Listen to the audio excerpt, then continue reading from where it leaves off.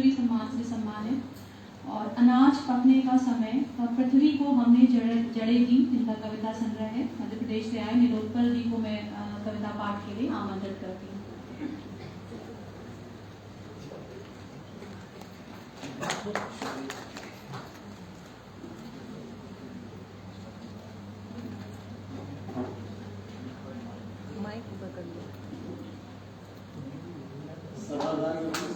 सभी को नमस्कार।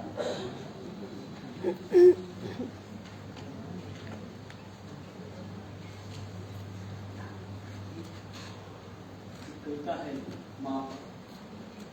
पानी में घुली लोग धुल। पानी गिर रहा था, लगा माँ बोल रही। पानी गिर रहा था, लगा माँ बोल रही है। अमूमन माँ की आवाज पानी जैसी ही है। वह बोलती है तो भीतर हलचल होती है। उसके बोलने में पानी जैसी ही सरलता है। लगातार बहते बोलते उसे जीवन का हर दुख पिघला दिया है। बचपन में जब वह थपकियां देकर सुलाती थी, पीठ नाव में बदल जाती, पानी हिलोर भरता और हमारी सारी नावें नींद में डूब जाती। उसकी अनुपस्थिति में हर चीज बोलना बंद कर देती है, जिससे पानी जमीन में और गहरे उतर गया। कभी कभी वह पानी के गीत गाती, जैसे सभी माओं में सदियों की एक धुन गुथी हुई है, जिसे वह अपने असल की मुंहों से सुनाती चली आ रही है। बरसों बर्तन कपड़े धोते पछीड़ते पानी इस तरह रच बस गया है उसमें, जैसे अभी कोई सोता बह नहीं गया। वो ममता इसी तरह लुटाती है, मानो कोई बरसाती नदी समुद्र हो जाना चाहती है। माँ पानी में घुली हुई कोई लोग धुल।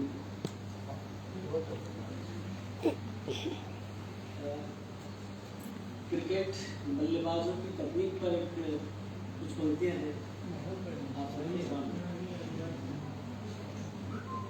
और आप क्रिकेट में खेलते भी दूर हैं, क्रिकेट के खिलाड़ी नहीं थे।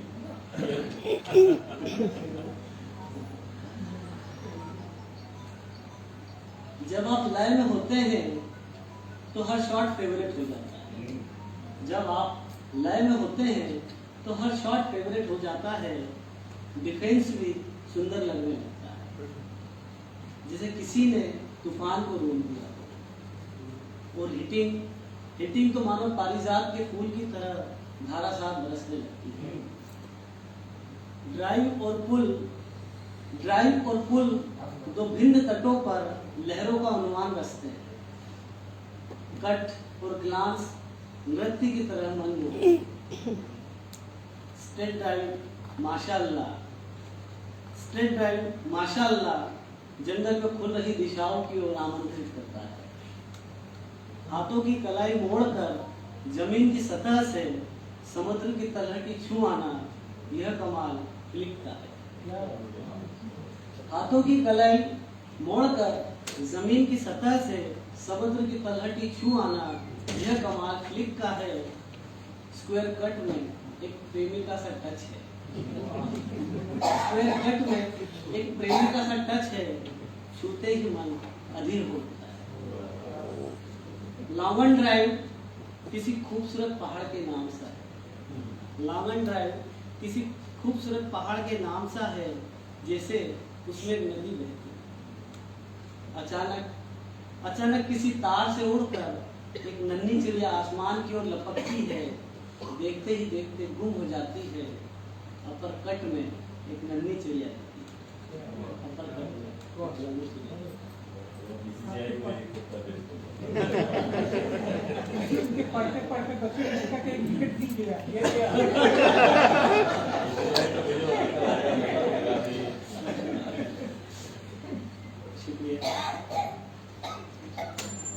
बुलडोजर की बहुत चर्चा है। बुलडोजर संस्कृति मध्य प्रदेश में प्रवेश कर गई है, यहाँ से निकल गई। लेकिन कवि किस तरह देखता है, जालिम तख्ते नशी मेरा घर सिर्फ मिट्टी का नहीं था, आग और पानी उसकी नींव में थे। अनगिनत धड़कनों से उसका राब्ता था। मैं जहां भी जाता वह घर साथ हो। जब जब मैं तुमसे मिला तुम भी उस घर का हिस्सा बने। बांस की अनुगूंज के सहारे घर के लिए मचान बनाई। उसी की फूक में अनगिनत स्वर मिले।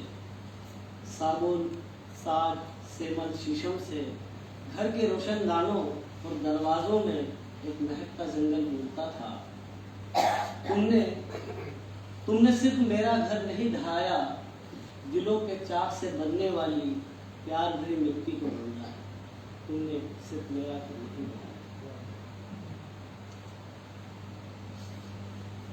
तर्क जो छोटी कविता।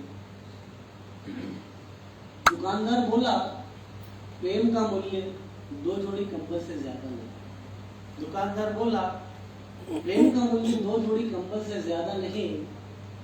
राजनीतिज्ञ ने कहा, प्रेम का तो कोई पक्ष ही नहीं, वह सिर्फ एक आशंका है। धार्मिक ने कहा, प्रेम आस्थाहीन है, जाओ अपने अंतिम में डूब जाओ। पतंगे ने कहा, हर चाह एक मुक्ति है। पतंगे ने कहा, हर चाह एक मुक्ति है। यह अप्रयास है कि मृत्यु का तर्क भी प्रेम के आगे छूटा। इसी में दूसरा है, संत कहता है प्रभु की उपासना करो। संत कहता है प्रभु की उपासना करो और वह जीवन से अलग हो जाता है। दार्शनिक कहता है जीवन एक रस्सी की तरह है, उसमें गांठें बांधो और वह ढेरों रस्सियां बुनने लगता है। शमशान में डोमाजी उस्ताद कहते हैं कि हर एक का अंतिम सच राख है और वह अमरता का बेकार ख्याल छोड़ देता है। संत और दार्शनिक जिस जीवन को बांधने लगते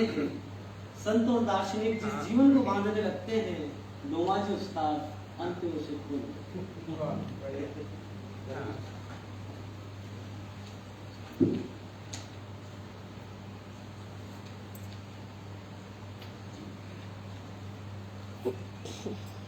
लॉकडाउन के दरमियान कई ऐसी कहानियां हुई हैं जिससे हर संवेदनशील इंसान को चीज है। उसमें एक कहानी थी जमाल मखदूम की। 12 साल की जमाल मखदूम तेलंगाना के अन्नगुड़ा में मिर्च के खेतों में काम करती थी। यही उसने जाना यह दुनिया स्कूल की किताबों से कहीं बड़ी कहीं ज्यादा सीधी। यही दुख के पेड़ है और मजबूरी के विशाल पहाड़। वह अभी उम्र का गणित सीख रही थी कि कोरोना जैसी महामारी ने सब गड़बड़ कर दी। वह नहीं जानती थी कि सत्ता इस बीमारी से ज्यादा लड़ना। फिर भी उसने अपने घर के लिए 100 किलोमीटर तक कदमों को पैदल नापते हुए गिनती सीखी। कच्ची उम्र और कच्चे ज्ञान की तरह वह भूल गई। उसे 12 के बाद अभी सीखना बाकी था। बचे हुए रास्तों को वह नहीं नाप पाए। पिता घर के बाहर उसके लौटने की प्रतीक्षा में थे। जमाल मखदूम के अंतिम शब्द भूख और प्यास थे। जिस वजह से वह लौटी उसकी रिपोर्ट भी नेगेटिव निकली। उसकी उम्र जितने ही किलोमीटर बचे थे घर में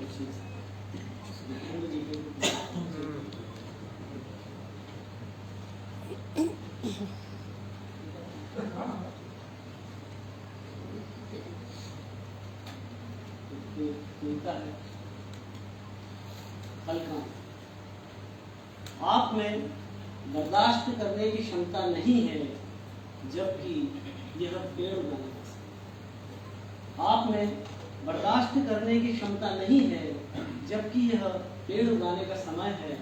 आप लगातार नफरत से बोल रहे हैं जबकि यह खजूर से रस लेने का मौसम है। आप झुकाने को जिद कहते हैं जबकि बांस नमकर ही लचीले। आप शांति का कुपाठ करते हैं जबकि वह जड़ों में बैठी है। आप निरंतर